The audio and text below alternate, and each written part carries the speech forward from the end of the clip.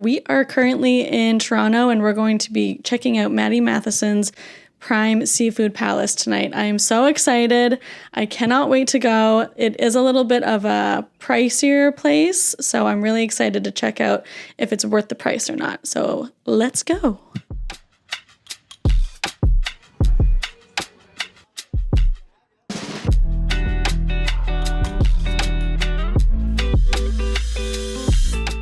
We are here at the beautiful Prime Seafood Palace owned by Matty Matheson in Toronto. We went over the amazing options for the menu and we decided to really splurge since we never really come to Toronto together. And we decided to do the chef's menu and I'm telling you, we are splurging and we'll let you know if the splurge is worth it. It is $2.45 per guest, and that is without alcohol. So she said that they pretty much walk you through the whole menu. You get a little bit of everything. You get to pick your entree, and as you saw, the chef came by to show us the cut of the meat, and it looked amazing. And you know, we're really not ever here, and this is such a big thing for us. We love Matty Matheson, so why not splurge in those moments that we can?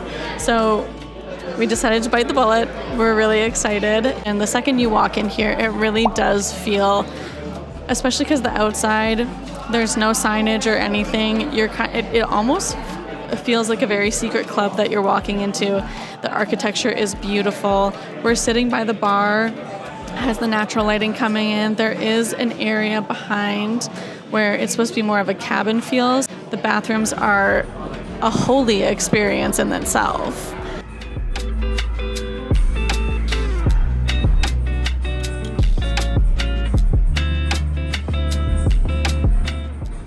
And I'm just so excited to try the food. I got a dirty martini and the olive in it is literally my favorite olive. So, I mean, 10 out of 10 so far for me. But yeah, we will see. I can't wait for the food to come out.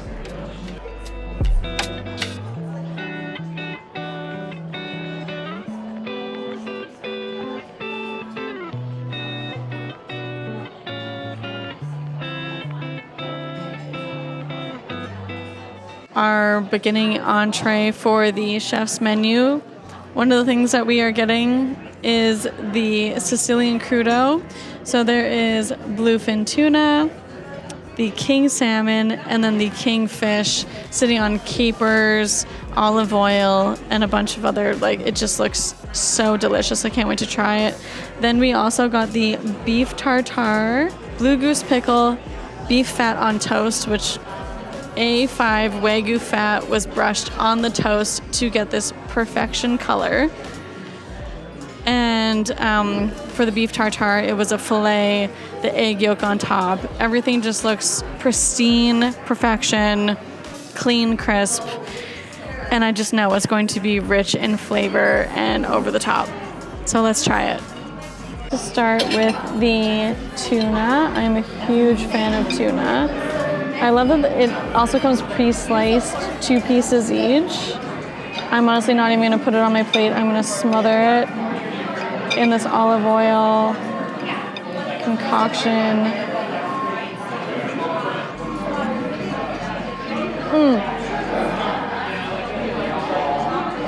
Literally a huge flavor bomb.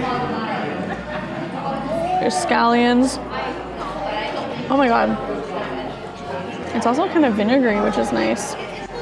Now, I'm not the biggest fan of raw salmon, but I'm not gonna say no at the Seafood Palace. The color looks really pretty.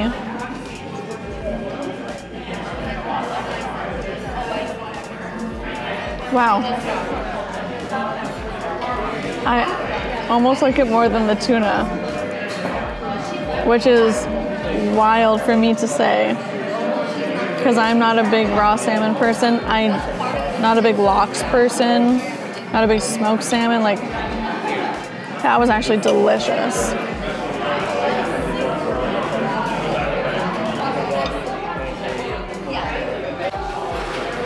They're all so good. They're so clean tasting, and the olive oil mixture mixes like with them so perfectly. I honestly think my favorite is the salmon, which is wild for me to say because I'm not a big salmon person. I love cooked salmon, but I'm not a big raw salmon person.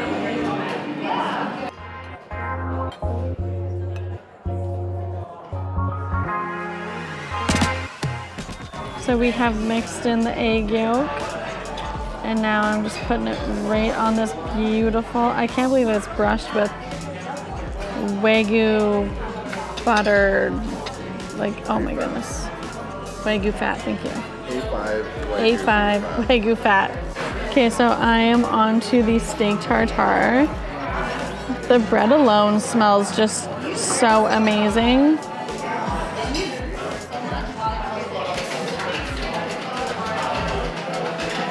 Somehow, even though it's like rich on rich on rich, it's like not overwhelmingly, like I could still eat this whole thing and not be like that was too rich for me. This is so somehow light, indulgent, crispy, creamy, like it kind of hits all the points. It's kind of the perfect dish. I give this one 10 out of 10. This is so good. And the fact that it's like literally this toast is like the perfect texture to go with this. You can't say no. It's such an interesting point that my food genius husband just made. When we were eating the steak tartare with like the perfect bread and everything, he was like, this is almost like a perfect bite of a cheeseburger. It's like, and as soon as he said that, it like connected dots for me. Like I was like, that actually does taste like the perfect cheeseburger. It has like this creaminess of the cheese, which was the yolk. The little bit of a crunch from a toasted bun. And then like the perfectly seasoned meat was like, kind of like, what a good for you. Good for you. As he said, I was like, what a genius. That's actually exactly what that tastes like. Okay, we were having some technical difficulties here, so I'm going to be doing voiceover just to walk you through what we got going on. So first up, we had the lobster spaghetti, which was so freaking delicious. Big, meaty pieces of lobster, East Coast lobster. There was some nice breadcrumbs on top. And, you know, you would expect it to be like a heavy cream sauce, and while you did get those creamy elements, it really was quite light. Now we have the Palace bacon, and it is just pork belly, which is done Korean style with a nice rich barbecue sauce. A thing for me for pork belly is that if it's going to be super fatty, I'm not going to vibe with it. But this was actually really great. It was trimmed up. You still got the flavor from like the fat that was on there. The milk bread brioche style of bun that we got, nice salt on the top, came with 3 butters, a chicken, a spring onion, and a tomato. And shockingly, so delicious. I wasn't sure how I was going to feel about the chicken, but it was like nice and salty, a lot of umami flavor. Spring onion was nice and light, and the tomato tasted really similar to like fresh tomato. It was really good. Okay. All right, guys, I'm going to give you the quick run-do. We have had such an amazing meal, and now we are at the entrees portion. When you think you can't have more, there's more coming in the best way possible. So we're going to start off. We have some beautiful Ontario-grown mushrooms, followed up with a massive Yorkshire pudding. Then we have a 28-layer Yukon Gold potato pave with an aioli and a little bit of salmon roe on top. And then we come to the main course. We have a 14-ounce Australian Wagyu ribeye, pre-cut in a house bordelaise, looking amazing. And if you didn't think we could get decadent enough, we also have an Alaskan king crab and lobster béarnaise sauce to go with the steak. Rich on rich on rich. They do not disappoint. Last but certainly not least, we have dessert here. And my God, y'all, at this point, I was so overstuffed. I was having like an outer body experience. So we asked for the lightest dessert that they had. And it ended up being like a citrus, grapefruit, a really airy cake. Even like the icing, like the topping was so airy. I cannot believe how light it was. Thank goodness they had this option because, like I said, we were so incredibly stuffed. Practically had to roll me out of there. This here is a coconut sorbet. It was really nice to have this. It was quite refreshing. It was nice to end the meal that way, but my God, I don't think I've ever eaten so much food in my life, but it was worth every second of pain of being that full. Okay, we are getting a private tour of the kitchen. And believe it or not, there was a second cherry on top. We got taken back to meet all the chefs. They were so incredibly kind. They were really engaging with us. They were asking us questions on our favorite foods that got brought out, and they would point to whoever made it. And yeah, they even wanted us to come back and take a group photo. And it was just so beyond kind. Everyone really went above and beyond to make such a beautiful and unforgettable experience. And of course, the cherry on top, Matty Matheson actually ended up being at the restaurant, and I remember when I saw him, I just kind of froze. I do have a tendency somehow to run into celeb chefs and, notable people when I'm out and about, which is, I don't know, I'm just going to call it lucky girl syndrome, I guess, but that was just such a mind-blowing experience to actually get to meet him as well. Very, very grateful that he took the time to come over and say hello.